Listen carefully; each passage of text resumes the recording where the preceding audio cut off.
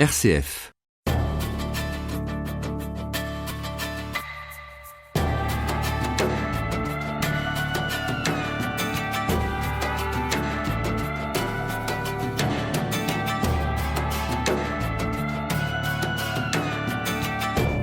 Thierry Maleret, après avoir travaillé plus de 9 ans en Russie, notamment pour la BERD, la Banque européenne pour la reconstruction et le développement, juste après l'effondrement de l'URSS, après avoir organisé quelques-uns des fameux forums de Davos pour le Forum économique mondial, vous avez fondé The Monthly Barometer, votre société de conseil auprès d'investisseurs, de grands patrons, d'hommes et de femmes politiques du monde entier.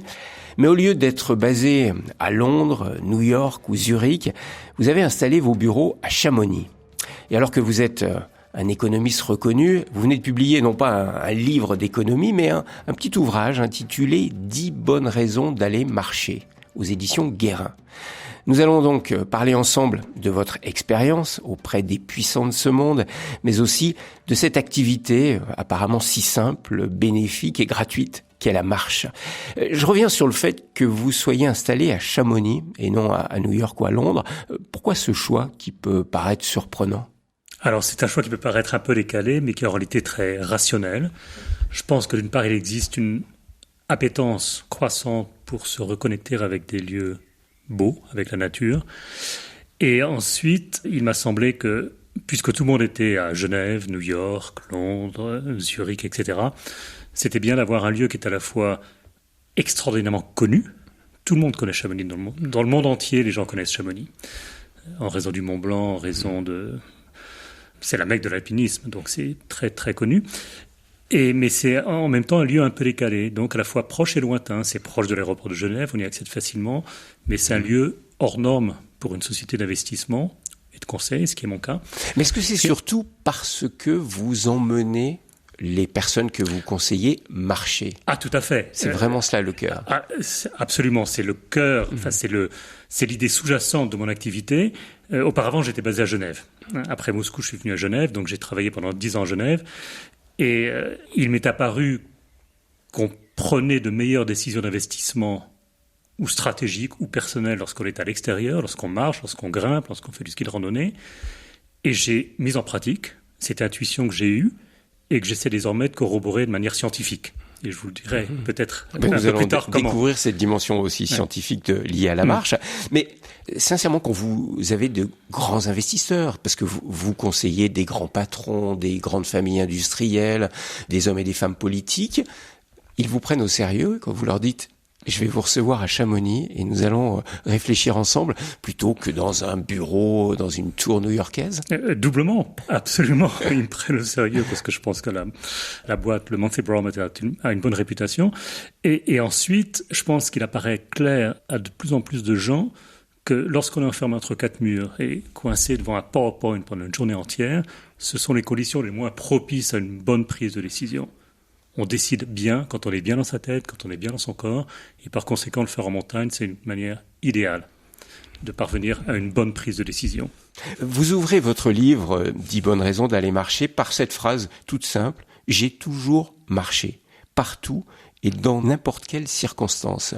C'est vrai, c'est pas nouveau, c'est pas un phénomène de mode que vous avez découvert, c'est quelque chose qui est profond, inscrit en vous depuis toujours, la marche. Alors je pense que c'est d'abord une observation extraordinairement banale, parce que on est 7 milliards de personnes sur Terre et on est 7 milliards à marcher, pratiquement.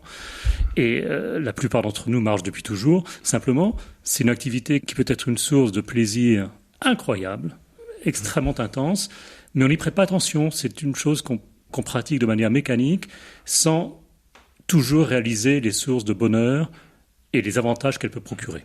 Mais vous avez toujours pratiqué la marche, c'est ça que je voudrais savoir. Oui, toujours, parce que je suis toujours allé. Oui, toujours. Parce qu'aujourd'hui, excusez-moi, vous savez, aujourd'hui, on parle beaucoup du bien-être. On pourrait dire, tiens, c'est une nouvelle stratégie de quelqu'un qui a compris que marcher, ça va faire du bien.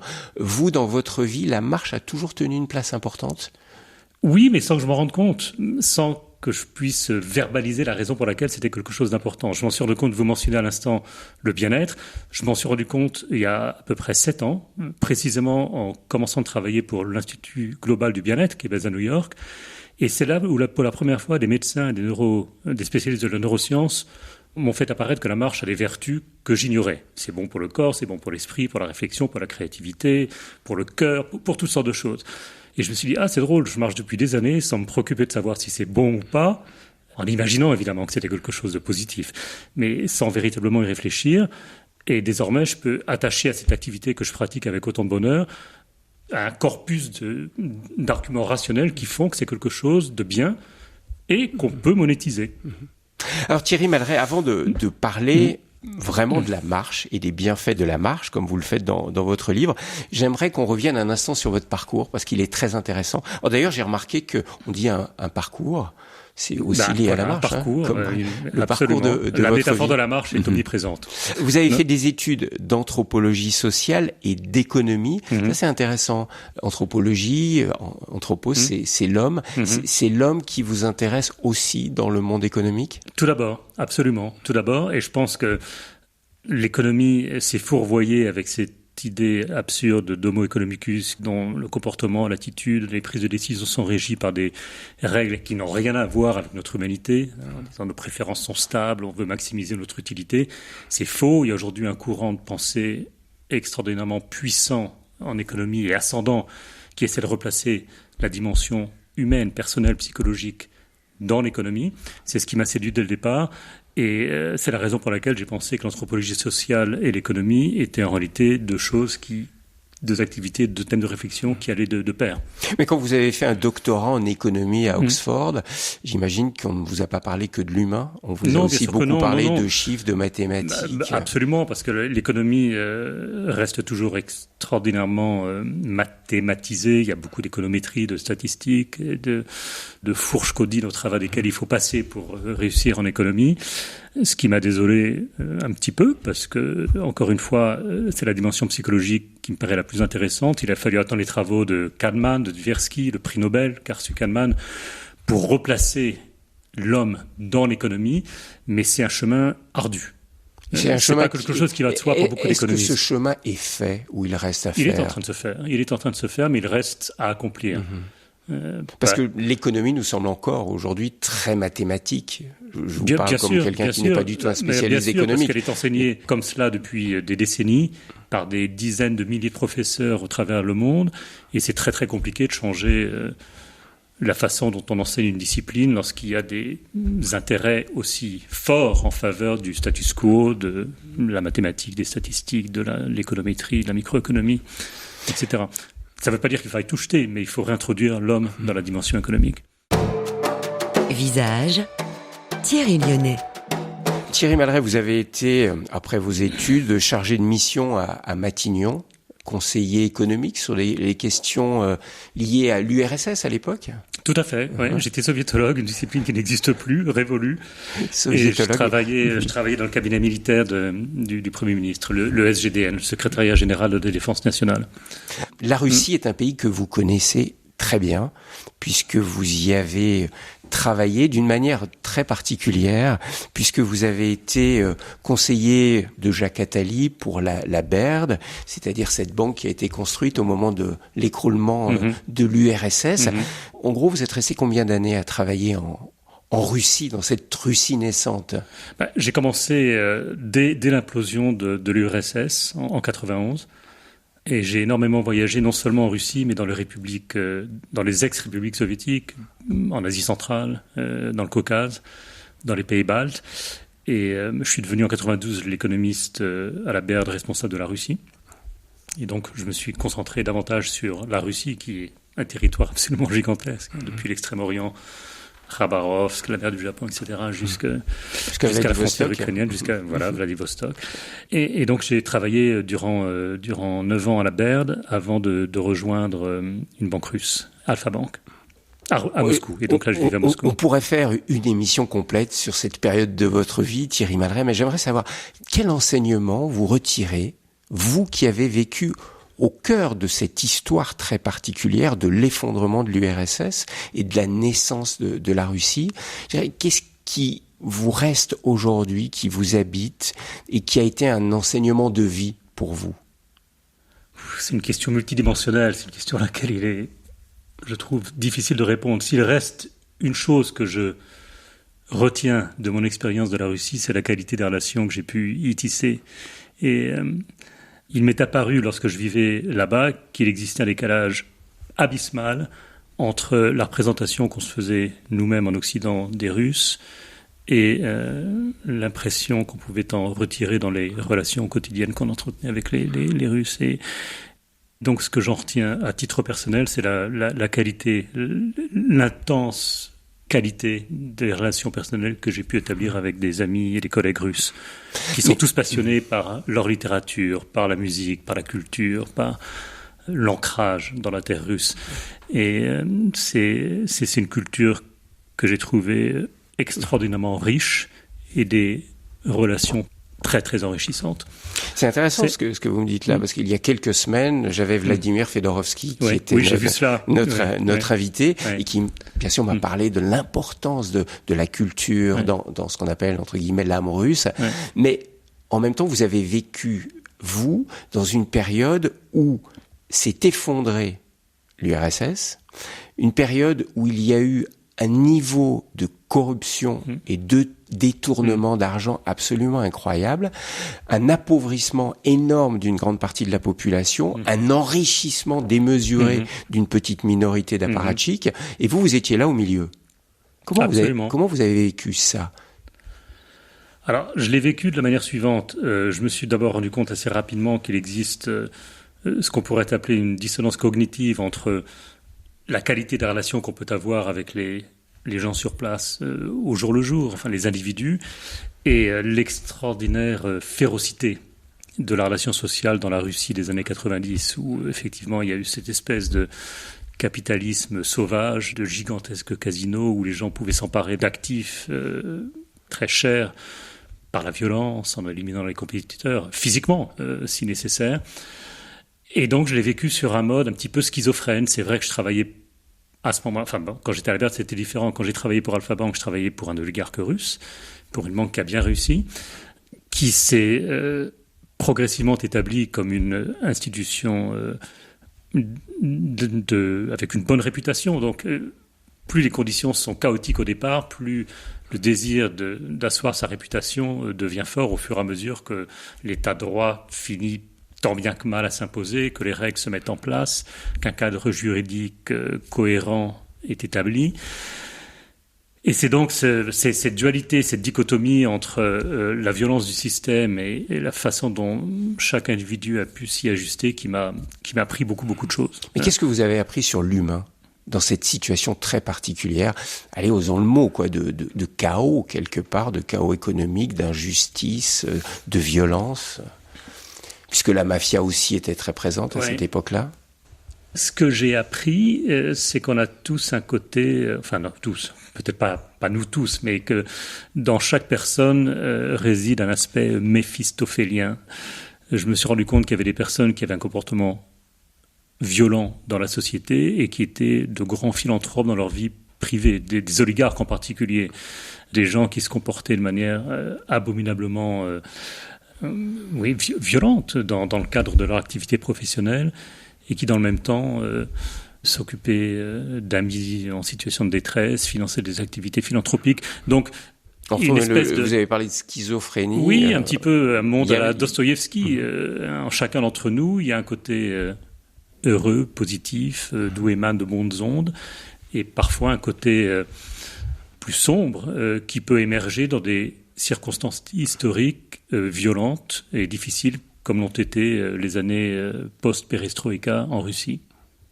Thierry Maleret, après cette expérience russe longue et intéressante, vous avez travaillé pour le Forum économique mondial. Le Forum économique mondial est plus connu, je pense, par les auditeurs, par cette expression, le Forum de Davos. Tout à fait. C'est vous qui avez travaillé aussi à l'organisation de ce Forum de Davos, qui rassemble, on va dire, les décideurs, les grandes fortunes de ce monde, des hommes politiques. À quoi sert Davos? Si je vous posais cette question, vous qui avez organisé ça très souvent, à quoi sert Davos? Alors, finalement, il faut poser la question aux personnes qui participent à Davos et qui paient une somme rondelette pour pouvoir pour en être, exactement. Ouais. Écoutez, je pense que Davos, c'est d'abord une formidable caisse de résonance pour que les participants puissent transmettre des messages et rencontrer des décideurs.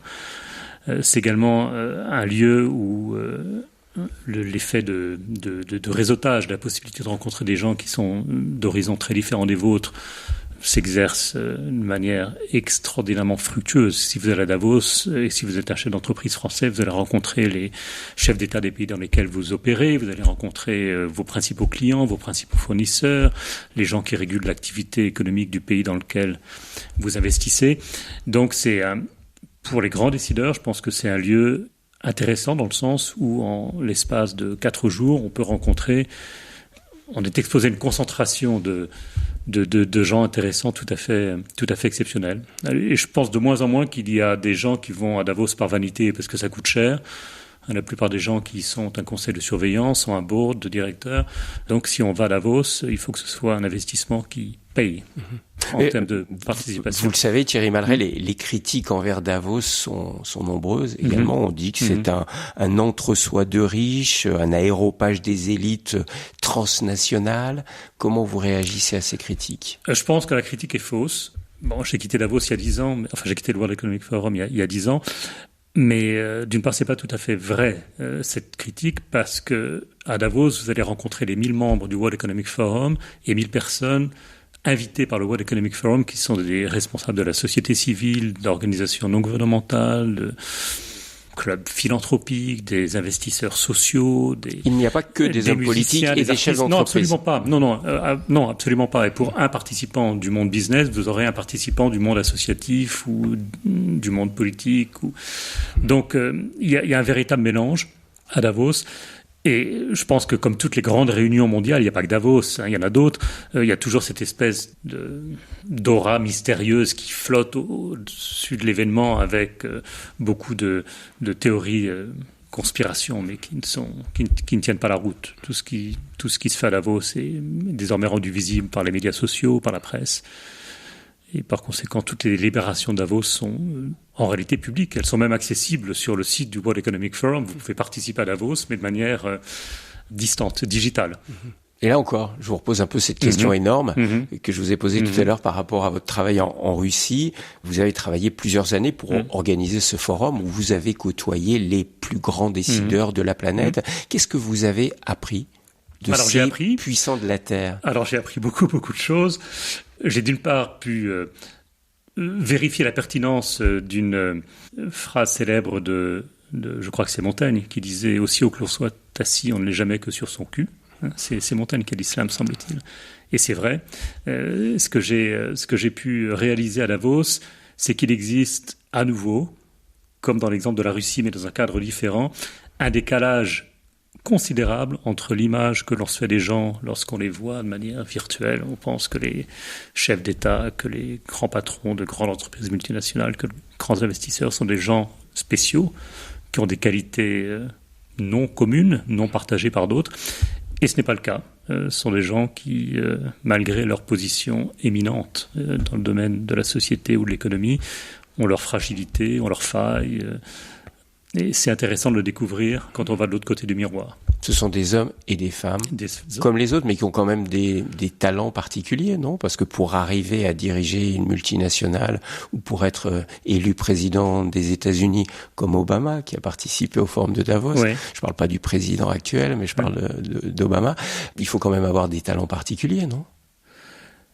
Je pense pas pas être un homme je ordinaire. Suis pas sûr qu'il faille un talent particulier. Je pense qu'il faut quelque chose que les Américains nomment le great. Je sais pas quelle est la traduction française exacte. Le désir de réussir. Il faut une appétence pour le pouvoir, un désir de réussir et d'être prêt à sacrifier beaucoup de choses pour le faire en termes de vie personnelle, de choses que l'on aimerait faire autres. Mais Thierry Malret, qu'est-ce que c'est que réussir ? Eh ben ça c'est une chose dont la réponse appartient à chacun d'entre nous. Chacun a une définition différente de la réussite. Certaines personnes estiment la capacité de réussir dans leur vie privée, une vie privée équilibrée, épanouie. D'autres, c'est le miroir aux alouettes de la réussite financière, dont on sait aujourd'hui qu'elle mène toujours vers le mal-être et C'est vrai, vous dites ça? Ah, tout à fait, oui, ça je dis La ça. réussite financière mène vers le mal-être? Absolument. C'est une chose que je connais bien parce qu'il y a des tonnes d'études qui ont été menées en économie comportementale qui le démontrent. Oui, mais vous dites ça parce que vous côtoyez aussi les gens les plus riches de la planète. Il y a un seuil au-delà duquel, en deçà duquel ne pas avoir suffisamment d'argent est une cause de mal-être, qu'on n'a pas suffisamment d'argent pour satisfaire ses besoins les plus élémentaires de nourriture, de logement. Mais il existe également un seuil au-delà duquel un gain marginal en termes d'unité monétaire, un peu plus d'euros ou un peu plus de dollars, va générer du mal-être. Et en fait, ce seuil est beaucoup plus bas qu'on l'imagine. Ça a été mesuré par pas mal d'économistes. Et je crois qu'en France, c'est 80 000 euros, par exemple, ou peut-être un peu moins, ou peut-être un peu plus, mais aux alentours de 80 000. Enfin, en tout cas, en deçà de 100 000 euros, où chaque euro marginal que vous allez acquérir a un coût en termes de votre bien-être ou de votre équilibre personnel. Donc vous nous dites que la course après l'argent ne rend pas heureux? Absolument. Et que la richesse ne rend pas heureux? C'est pas moi qui le dis, c'est prouvé. Enfin, c'est prouvé scientifiquement. C'est prouvé scientifiquement. Il y a énormément d'études qui expliquent pourquoi et qui le démontrent. Et là, vous parlez d'expérience parce que vous continuez à conseiller des gens qui font partie des grandes fortunes de ce monde. Hein. Tout à fait. Les 1% des 1%. Tout à fait. Absolument. Et ces gens-là, lorsqu'ils arrivent à trouver une paix intérieure et à vivre une vie heureuse, c'est principalement en raison de la qualité de leurs relations sociales, de leur réseau d'amis et la capacité de donner. Donner, c'est ce qui nous rend le plus heureux. Ah, c'est pour ça qu'autant de gens très riches deviennent philanthropes? Sans doute, sans doute. Ils ont besoin de donner pour être un peu heureux. Je pense qu'ils ont besoin de donner parce que beaucoup se rendent compte que c'est une condition indispensable de leur survie, surtout dans un monde dans lequel les inégalités croissent. Mais beaucoup le font aussi en se rendant compte, de manière consciente ou inconsciente, que donner, c'est une façon très simple de se rendre davantage heureux.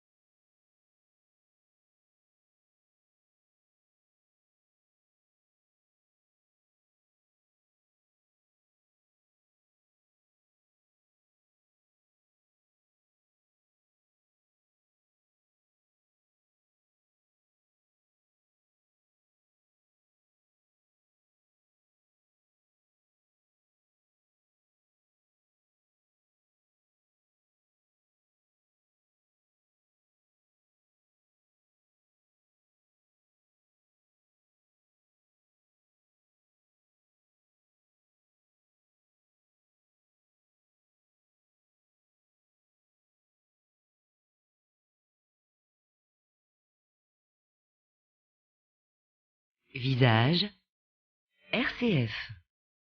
Alors Thierry Malret, si je suis venu vous rencontrer, c'est pas seulement pour parler des grandes fortunes de ce monde que vous conseillez dans votre entreprise, mais surtout parce que vous avez une pratique très originale, c'est que pour réfléchir sur l'avenir du monde ou l'avenir des personnes que vous conseillez, vous les emmenez marcher. Vous aimez la marche, et plus que ça, vous nous encouragez à marcher avec ce petit livre que vous avez publié aux éditions Guérin, 10 bonnes raisons d'aller marcher.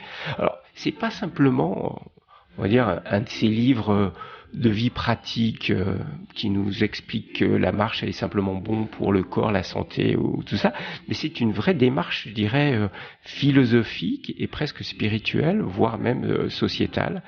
J'aimerais d'abord savoir qu'est-ce qui vous a motivé à écrire ce petit livre d'abord, de partager ces découvertes qui est la marche et les bienfaits de la marche.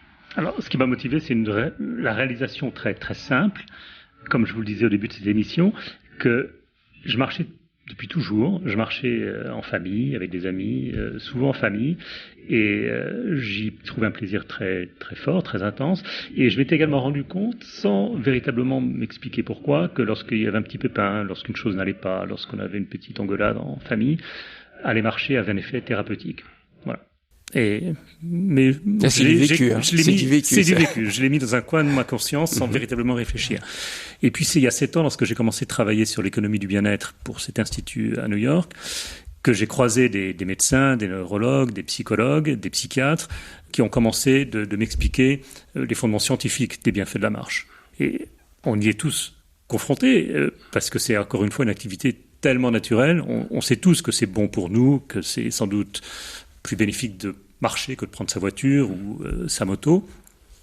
Mais je voulais l'expliquer d'une manière qui soit compréhensible, simple, digeste, et qui aille un peu plus loin en m'interrogeant, comme vous le disiez à l'instant, sur les effets positifs, sociétaux, économiques, philosophiques, en termes de prise de décision de la marche, ce qu'on fait également dans, ce petit opuscule. Alors, on va regarder assez rapidement, si vous le voulez bien, le fait que, d'abord, marcher, c'est bon pour le corps. On a l'impression, que c'est de la palissade. C'est une palissade, mais ce que je n'avais pas réalisé avant de travailler sur le bouquin, c'est que c'est bon pour tout, c'est incroyable, enfin pour le corps, mais il y a une multitude d'effets positifs de la marche qui sont très simples à acquérir. Il suffit de marcher quelques kilomètres par semaine pour qu'aussitôt les effets positifs et bénéfiques de la marche sur le corps surtout le cœur, le système digestif, les muscles, absolument tout. C'est une panacée universelle, c'est un médicament miracle. Hippocrate disait déjà la marche est le meilleur remède pour l'homme. Exactement, incroyable, sans avoir à cette époque-là évidemment la possibilité de corroborer de manière scientifique ce qu'il postulait.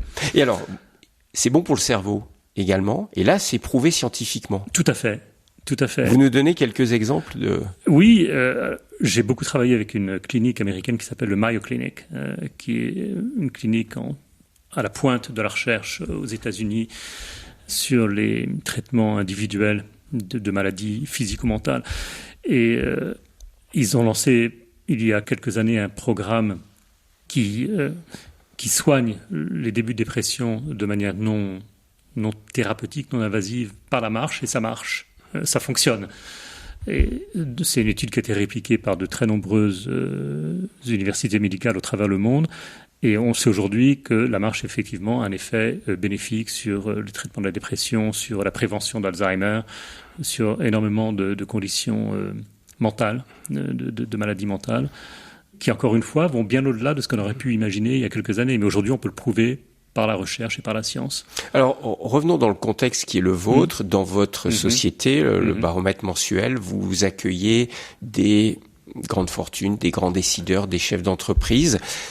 Je pense que souvent, ces gens-là sont stressés, non ? Tout à fait. Ils sont très stressés, très très stressés. Et l'une des grandes maladies du XXe siècle, c'est le burn-out. Chez les cadres, c'est impressionnant. Complètement invraisemblable. Chez les gros patrons, ils ont une telle pression, j'imagine, sur eux. Ils ont une pression le stress monumentale. Est terrible. Et vous les emmenez marcher, ça leur fait du bien ? Ça les déstresse de marcher ? Ah bah complètement. Ça, marcher, ou d'ailleurs grimper, ou skier, ou naviguer, c'est pas simplement... Je parle beaucoup de la marche, parce que la marche est l'activité la plus simple. Et la plus facile à pratiquer. Mais c'est également vrai pour l'escalade, que je pratique aussi avec des clients, ou ski de randonnée. C'est une façon de prendre du recul. C'est une façon de prendre du recul et de se regarder. De se regarder et de s'interroger sur la façon dont on fonctionne, de se poser des questions auxquelles il est très difficile de répondre quand on n'est pas dans un environnement qui soit favorable. Si on a une question existentielle qui nous taraude la conscience, c'est beaucoup plus simple d'y répondre en partant en montagne que de s'enfermer dans un bureau dans le noir et d'essayer de trouver une réponse. Il y a des raisons physiologiques et psychologiques pour cela. Alors ça, c'est intéressant, Thierry Maleret. Vous dites que le fait de marcher, c'est bon pour la prise de décision. Vos chefs d'entreprise, mais je pense que nous tous, quand on a des décisions à prendre, on ne sait pas trop comment faire. Vous, une de vos techniques, c'est d'aller marcher, parce que la marche, c'est vraiment bon pour les prises de décision. Qu'est-ce qui vous fait dire ça ? Alors, il y a beaucoup de raisons scientifiques qu'on énumère dans le bouquin. Ça commence par des observations simplissimes. Une meilleure oxygénation du cerveau, en particulier, dont on peut imaginer qu'elle est une prémisse à une meilleure prise de décision. Nos synapses se connectent avec davantage de facilité. Et tout cela s'est corroboré aujourd'hui par des études qui, par exemple, montrent la façon dont les terminaisons nerveuses du cerveau se meuvent lorsqu'on est à l'extérieur, avec des images prises par des microscopes électroniques. Et c'est fascinant. On se rend compte que lorsqu'on est à l'extérieur, nos synapses s'agitent un petit peu comme des algues à marée haute, qui reprennent vie, qui cherchent le soleil, qui s'épanouissent, qui fleurissent. Et lorsqu'on est dans une atmosphère beaucoup plus confinée, dans un bureau, c'est l'inverse. C'est l'algue à marée basse ou desséchés par le soleil. Donc tout ça aujourd'hui c'est prouvé par la science. Il y a une chose qui moi m'intéresse bien davantage, c'est que lorsqu'on prend des décisions, et je ne veux pas être trop pédant ou rentrer trop dans le détail, mais lorsqu'on prend des décisions, on est toujours victime de biais cognitifs. C'est-à-dire que notre capacité de prendre des décisions est affectée par les milliers, dizaines de milliers d'années d'évolution de la condition humaine. Dans la savane, on est au départ dans la savane, on est très affecté par la capacité de peur, par exemple. On est sur la défensive en permanence. Notre cerveau n'est pas du tout adapté à la compréhension d'un monde non linéaire.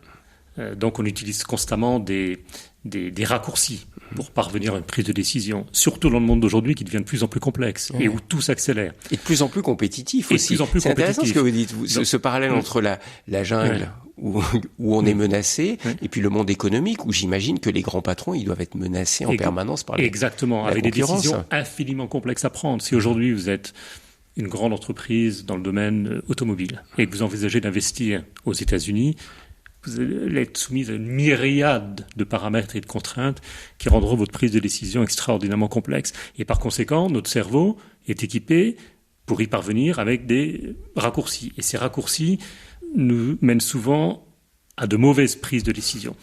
Le biais cognitif le plus banal chez les investisseurs, c'est la surconfiance. On pense qu'on est plus compétent que la moyenne de la population, ce qui est une impossibilité arithmétique. Si vous demandez, par exemple, il y a beaucoup d'études qui ont été conduites en Europe, aux États-Unis, si vous demandez à un conducteur est-ce que vous êtes meilleur que la moyenne, 90% répondront oui, je suis meilleur que la moyenne, ce qui est vraiment une impossibilité mathématique, arithmétique.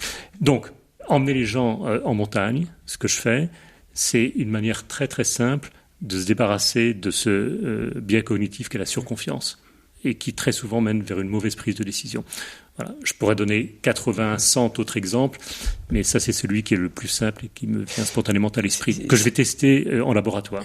C'est intéressant ce que vous dites sur la surconfiance. Effectivement, ces chefs d'entreprise, là on parle des leaders du monde qui travaillent notamment dans le numérique, le digital, ont un peu l'impression d'être les maîtres du monde aujourd'hui. Le fait de les faire marcher dans ces grands paysages qui sont autour de nous, là, près de Chamonix, ça les rend plus humbles, plus petits. Indubitablement. Ils prennent conscience de leur finitude, finalement. C'est exactement ce que vous venez de dire. Quand on est dans une nature, et surtout une nature qui émerveille, comme le massif du Mont-Blanc et Chamonix, on prend conscience de notre finitude, on prend conscience de notre petitesse, on devient beaucoup plus humble qu'on ne pourrait l'être autrement.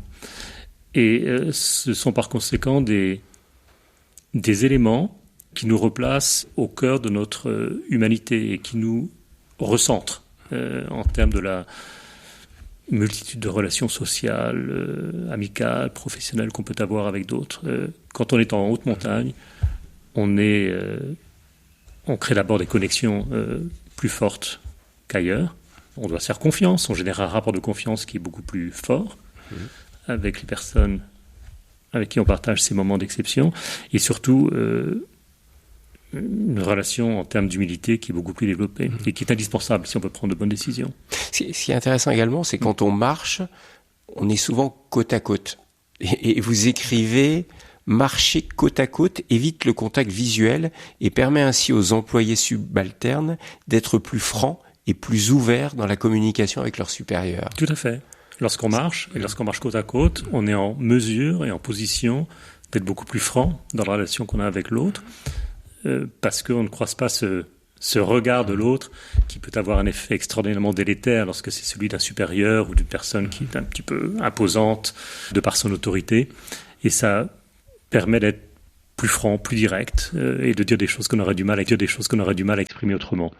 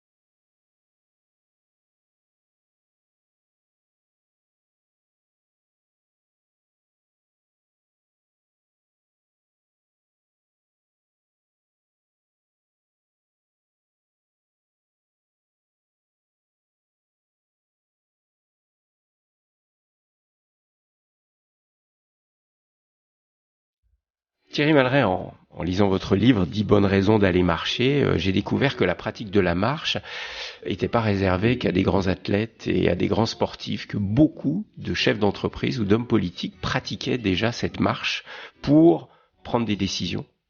J'ai découvert que Steve Jobs marchait beaucoup. J'ai découvert que Barack Obama marchait beaucoup aussi quand il devait prendre des décisions. C'est courant que des grands patrons pratiquent la marche autour de leur entreprise. Tout à fait, c'est quelque chose qui se développe de plus en plus. Et ce qui est intéressant, c'est d'observer que plus l'économie devient digitale, plus l'appétence pour une activité quintessentiellement physique comme la marche se renforce. Et c'est pas un hasard que c'est précisément dans la Silicon Valley, dans le temple du tech, que ce désir de marcher est le plus fort. Et comme on l'explique dans le livre, toutes les entreprises de la Silicon Valley, quasiment sans exception, mettent en place des programmes de walking meetings, donc de réunions par la marche, parce qu'ils ont parfaitement conscience que ce sont les conditions les plus propices. Alors, je vais être franc, Thierry Maleret. Est-ce que c'est pas encore un phénomène de mode où on dit dans la Silicon Valley leur management est pour le bien-être de leurs employés et qu'en même temps les employés travaillent beaucoup et profitent pas beaucoup du fait de pouvoir aller marcher ou se promener, mais ils sont un peu pressurés? Vous pensez que c'est... Il y a cet élément, bien sûr, mais c'est précisément, on peut le retourner dans l'autre sens. Ce que vous venez de dire, ils sont les employés de Google, de Facebook, de Salesforce, de toutes ces grandes boîtes tech sont soumises à des pressions intenses. Et de plus en plus. Et de plus en plus. Et par conséquent, l'antidote à cette intensité, c'est la possibilité qui leur est offerte d'aller marcher. Et ça, je pense que c'est une chose, ça peut avoir peut-être un aspect cynique de se dire... Et ils le font vraiment. Ils marchent, ils en profitent. Ah, tout à fait. Et ce qu'on explique dans le livre, c'est que il y a davantage que cet aspect cynique ou profitable de la marche en termes de qualité du bien-être de vos employés, puisque la marche est pratiquée par les CEO eux-mêmes. Comme on l'explique, Zuckerberg, le patron de Facebook, lorsqu'il a une décision compliquée à prendre, ou lorsqu'il recrute un collaborateur senior de haut niveau dans la boîte, le fait en marchant.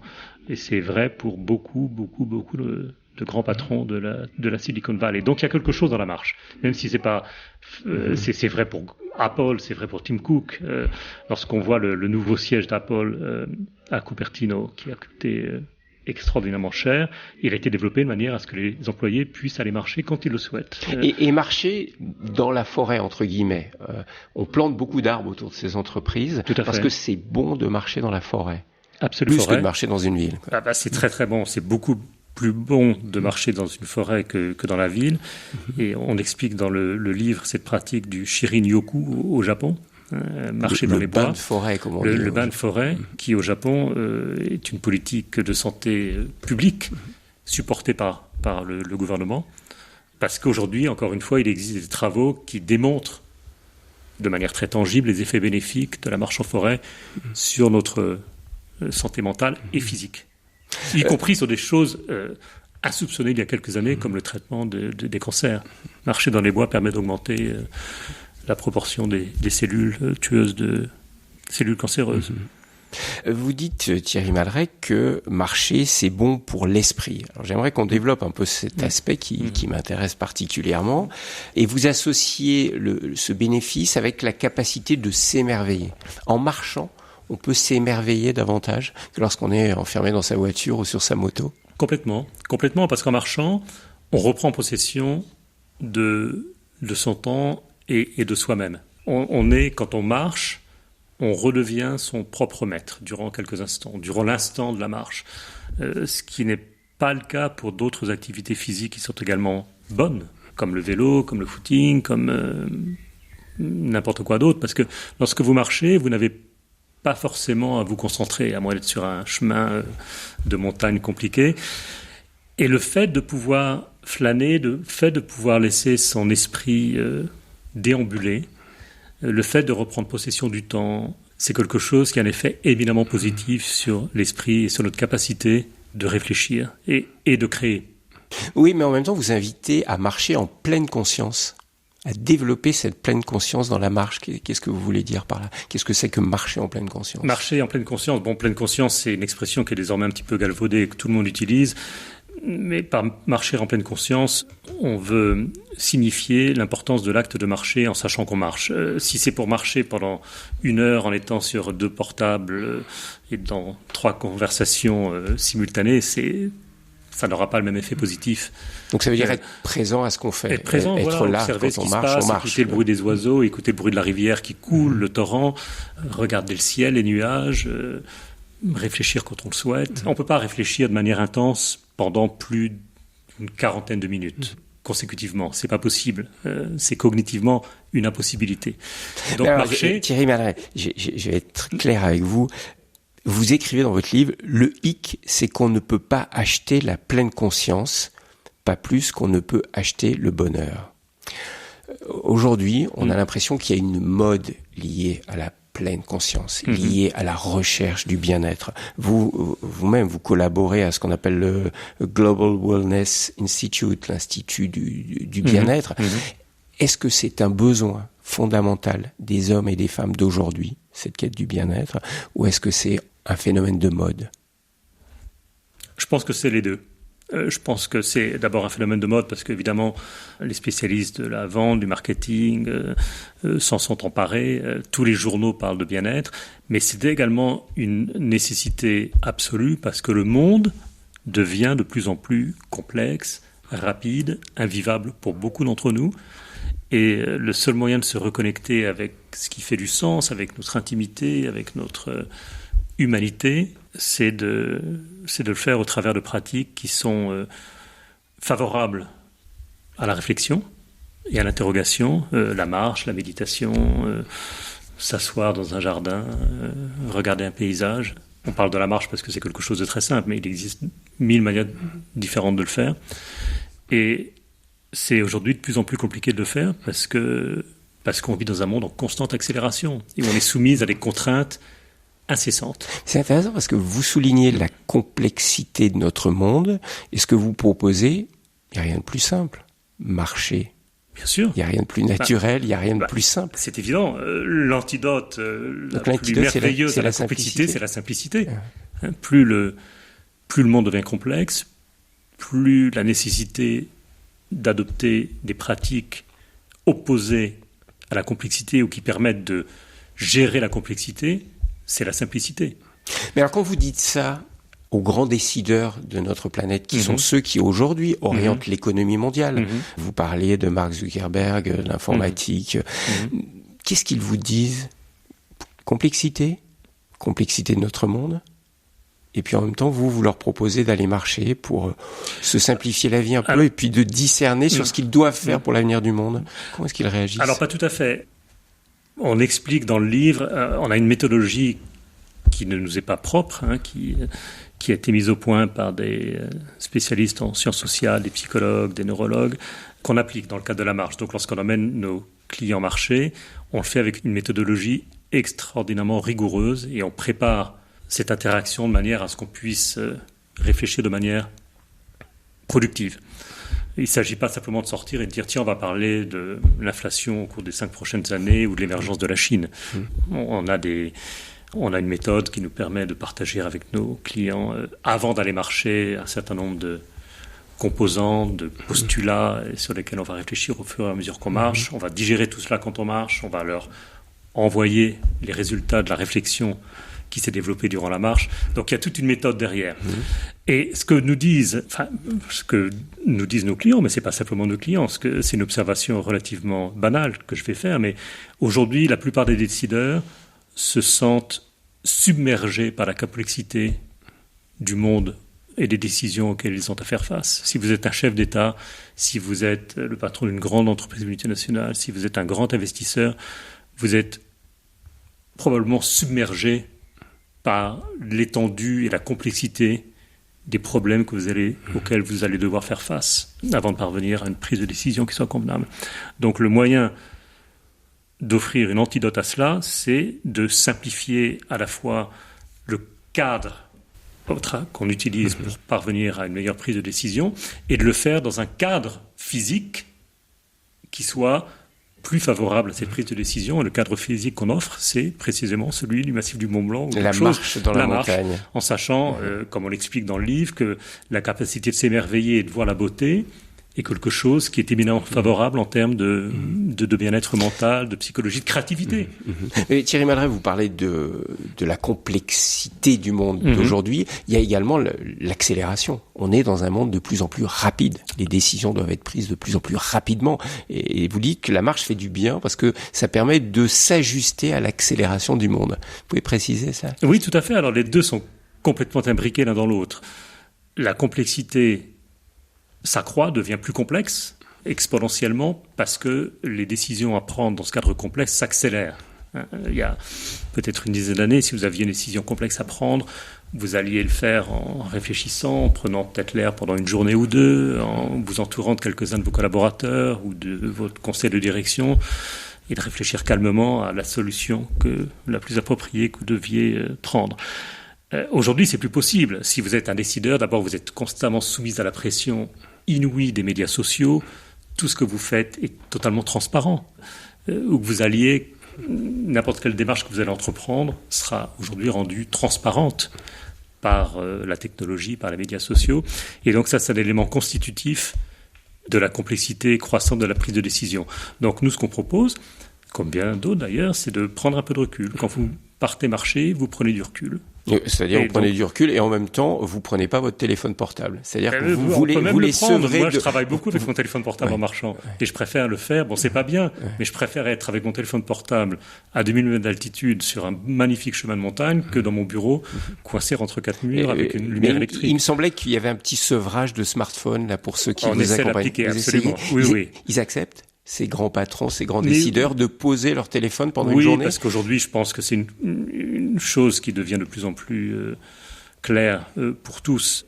On peut pas... Le multitasking, ça n'existe pas.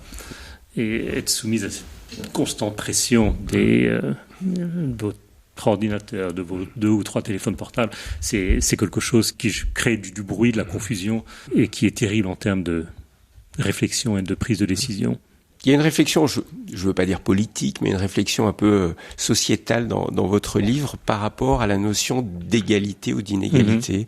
Et vous dites la marche, c'est bon pour l'égalité. Tout à fait, parce que c'est une pratique parfaitement égalitaire. Si vous allez marcher en montagne, si vous allez marcher au bord de la mer, d'abord vous rendrez compte que c'est très difficile d'identifier les gens qui sont... très riches, ou les gens qui sont moins riches, ou les gens qui sont pauvres. Il n'y a pas de signe extérieur de richesse. Il n'y a pas de signe extérieur de richesse, ou très peu. Très peu. La marque des chaussures, c'est une activité, c'est tout, quoi. Voilà, la marque des chaussures. C'est un bien qui est accessible à tous, et dont on ne peut exclure personne, à la différence d'un club de golf ou d'un... Et ça fait du bien. Soyons clairs. Ça fait du bien à vos clients qui font partie de l'élite de notre planète. Bien sûr. De marcher, d'être incognito quelque part. Bien sûr, ça fait du bien, bien sûr. Chacun a envie de reprendre possession de sa sphère d'intimité, surtout lorsqu'on est connu. Je pense que marcher incognito, c'est quelque chose qui fait du bien à toutes les personnes qui sont très visibles. Visage, l'expression de l'être. Alors Thierry Malret, si c'est aussi bon de marcher, pourquoi est-ce qu'il y a si peu de gens qui marchent ? Je vais être franc, moi je suis un adepte de la randonnée, je pars très souvent marcher et chaque fois je suis étonné de rencontrer si peu de gens sur les chemins de randonnée. Oui. Et ben, la raison pour laquelle c'est moins pratiqué qu'on ne l'imagine ou pas suffisamment pratiqué dans beaucoup de pays, c'est que, comme on l'explique très brièvement dans la conclusion du livre, on est de très très mauvais juges en tant qu'être humain des décisions qui sont bonnes pour nous. On prend souvent les pires décisions en termes de notre individualité. On mange des cochonneries, on ne dort pas assez, on s'obstine à gagner davantage d'argent plutôt que de passer davantage de temps avec sa famille. Donc voilà, ça fait partie de l'ADN de chaque individu. On est très très mal équipé en tant qu'être humain pour prendre des décisions qui sont autodestructeur, alors complètement. C'est la raison pour laquelle il y a autant de choses qui font si mal. Et ça, je pense que c'est une problématique qui est un peu moins visible en Europe, mais qui est extraordinairement prégnante aux États-Unis, où victimes de l'obésité, des villes où il est totalement impossible de marcher, parce qu'elles ne sont pas équipées pour qu'on puisse le faire. Il n'y a pas de trottoir, tout le monde prend sa voiture. Et donc, il y a cette espèce de marche arrière que tentent certaines municipalités aux États-Unis ou certains décideurs politiques, mais qui va être compliqué. Mais ce qui m'impressionne dans beaucoup de pays, c'est que marcher, c'est pour les pauvres. Exactement. Les riches ne marchent pas. Ils doivent, même pour se déplacer sur 500 mètres, prendre la voiture. Absolument. Parce que c'est un signe de richesse. Absolument.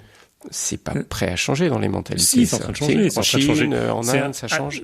Je pense que ça va changer plus rapidement qu'on l'imagine au fur et à mesure que les gens vont se rendre compte des effets positifs de la marche, qui aujourd'hui deviennent une ambition politique pour beaucoup de décideurs politiques. Les gens se rendent compte, les décideurs politiques se rendent compte que le monde court à sa perte, qu'il faut qu'on modifie nos comportements, et que si on peut marcher un peu plus plutôt que de prendre sa voiture ou une mobilette, c'est mieux pour tout le monde. Donc c'est la raison pour laquelle... C'est pour ça que vous avez un chapitre « Marcher, c'est si bon que ce sera rendu obligatoire ». Exactement. Il va falloir rendre obligatoire la marche. Exactement. On donne beaucoup d'exemples en Chine en particulier, où des étudiants sont obligés de parcourir X kilomètres par jour ou de faire 10 000 pas s'ils veulent pouvoir se présenter aux examens.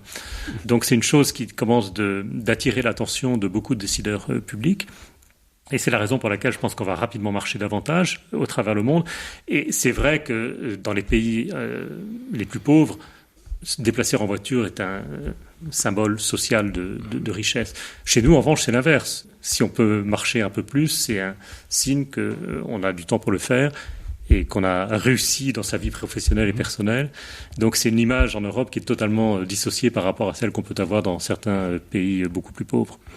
Thierry Maleret, on l'a vu en commençant cette émission et puis en découvrant un peu votre parcours, vous avez côtoyé des gens très puissants sur cette terre, vous accompagnez dans votre travail des puissants de ce monde, comme on dit. Pour vous, qu'est-ce qui peut rendre heureux à la lumière de toutes ces rencontres et de tout ce que vous avez vécu? C'est une question qui est terriblement compliquée et je ne pense pas qu'on puisse répondre pour quiconque. La quête du bonheur... Pour vous. Pour moi. Pour vous, personnellement. Je ne demande pas de manière théorique. Pour vous, à la lumière de toutes ces rencontres que vous avez vécues, de ces expériences en Russie, de ce que vous vivez à Chamonix, qu'est-ce qui peut vous rendre heureux? Alors d'abord, je vais répondre par la négative en disant ce qui ne rend pas heureux, et sans doute toutes les rencontres que vous avez mentionnées nous ont fait réaliser, ma famille et moi, que l'appétence du pouvoir est destructeur de bonheur, destructrice de bonheur, ça c'est absolument sûr. Plus on cherche à gagner de l'argent, à avoir le pouvoir, à être visible, à être connu, célèbre, ça devient très très très compliqué. C'est souvent des pierres d'achoppement sur la route du bonheur. Et je pense que le bonheur, c'est la capacité de se satisfaire de choses simples. Comme la marche. Comme la marche, exactement. Bien, merci beaucoup. Repas en tamis, la marche, voilà. Merci beaucoup Thierry Maleret. Donc je renvoie vraiment à ce petit livre rouge des éditions Guérin, 10 bonnes raisons d'aller marcher, un livre que vous avez écrit avec votre épouse Marianne Maleret. Merci de votre accueil et merci à vous. Merci de nous donner des bonnes raisons d'aller marcher. Merci de m'avoir accueilli.